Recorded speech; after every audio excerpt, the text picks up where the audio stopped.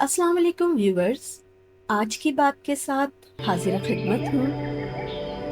تکبر وہ گناہ ہے جو سب سے پہلے شیطان سے سرزد ہوا جب اس نے حضرت آدم کو سجدہ کرنے سے انکار کیا۔ جب پروردگار عالم نے آدم کو مٹی سے خلق فرمایا اور ملائکہ کا امتحان لیا، حکم دیا کہ جب میں اپنی روح آدم میں پھونکوں تو تم سب اس کو سجدہ تعظیمی بجا لانا۔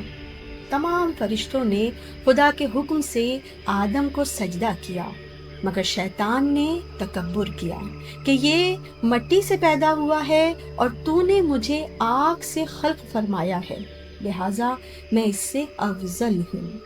پس جب اس نے بوجہ تکبر اللہ کی اطاعت کا انکار کیا تو دنیا اور آخرت دونوں میں ذلیل اور شیطان الرجیم ٹھہرا، اور دنیا میں موجود تمام متکبرین کا پیشوا بن بیٹھا۔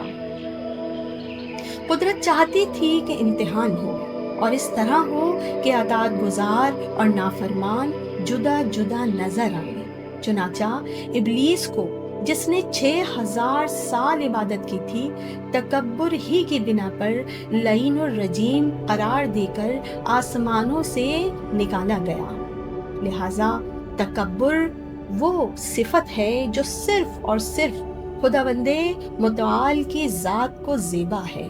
وہ خالق کائنات ہی در حقیقت اس وصف کا مالک ہے، اور اس کے علاوہ جس کسی نے اس صفت کو اختیار کیا، در حقیقت اس نے ابلیس کی اقتدا کی ہے۔ امام جعفر صادق علیہ السلام ارشاد فرماتے ہیں کہ بدترین تکبر یہ ہے کہ انسان حق کی معرفت نہ رکھے اور اہل حق کو پست اور ذلیل سمجھے۔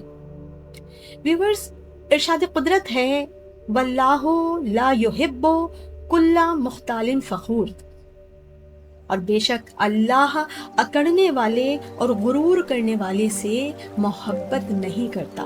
اللہ اکبر۔